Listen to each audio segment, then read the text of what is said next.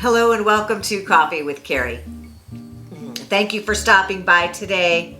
You know, for some of us, wearing a mask is a slight irritation because it's sweaty and miserable, but for some of us, it's leading to acne, to skin breakouts, to contact dermatitis. A lot of people are dealing with more than just annoyance. If you're one of those people, I've got some helpful tips for you today. I hope you'll stick around because that's what we're talking about. If you're prone to acne, breakouts, and skin irritations and have sensitive skin, you know exactly what I'm talking about. The masks can be a nightmare.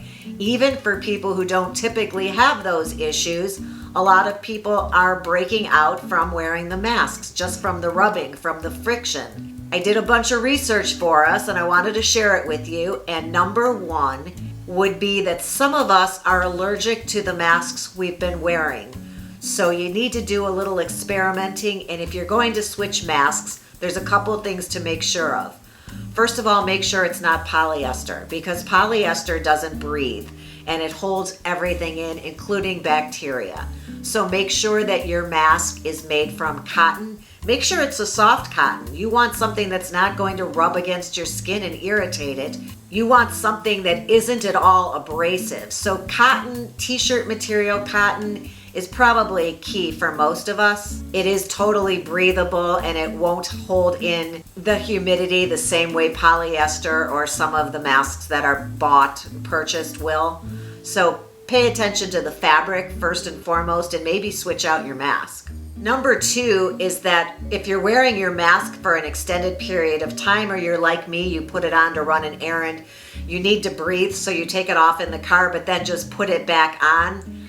I've decided and I've learned and I read that you should have more than one mask so that you can put a fresh one on the second time you're heading out. You know, if you're doing errands and going to have a get together with a friend, have a fresh mask, a fresh cotton breathable mask that isn't going to hold moisture in. And then make sure that you have enough masks so that you can launder them in between uses.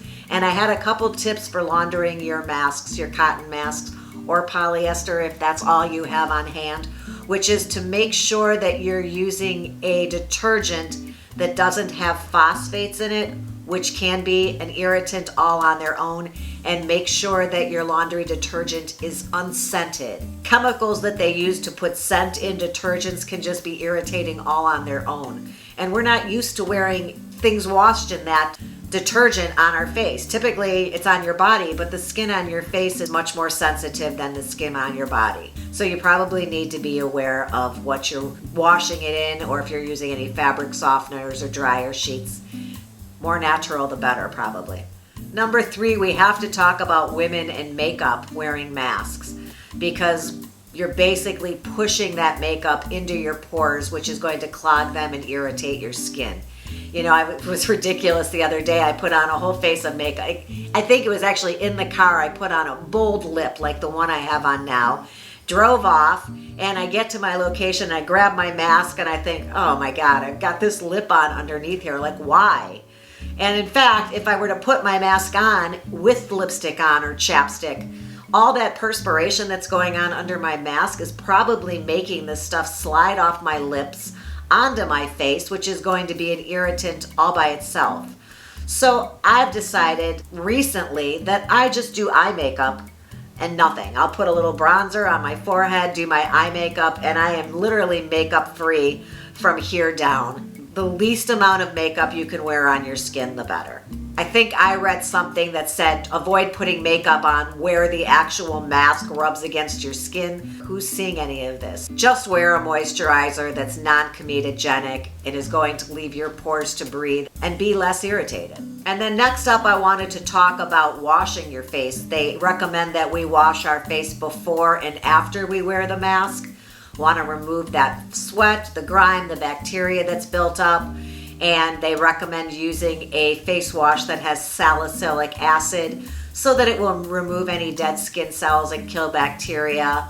Also, if you've been using something that works for you really well, now is probably not the time to be switching to another product. As long as what you're using is light, they say don't switch. You could end up doing more annoyance to your skin by the switch than the mask alone.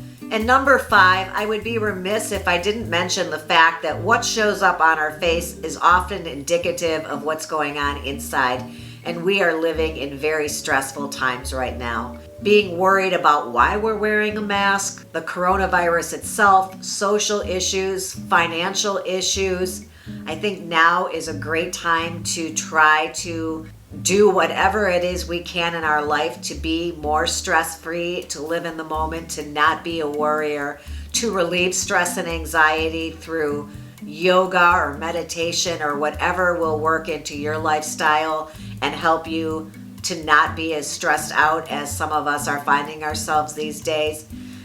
We all know that as soon as you have a big event scheduled, the stress of that, and you have a pimple, even for people who don't have breakouts, will still get that stress pimple. So anything to relieve stress you could do would be beneficial to your skin while wearing a mask. I hope that you found at least one of these ideas as something you hadn't thought of previously, and that it can be helpful to you in helping your skin to not be freaking out from these masks that we are going to be wearing for a while now, it seems. If you did enjoy the video, I hope you'll give it a thumbs up, and while you're there, you may as well subscribe.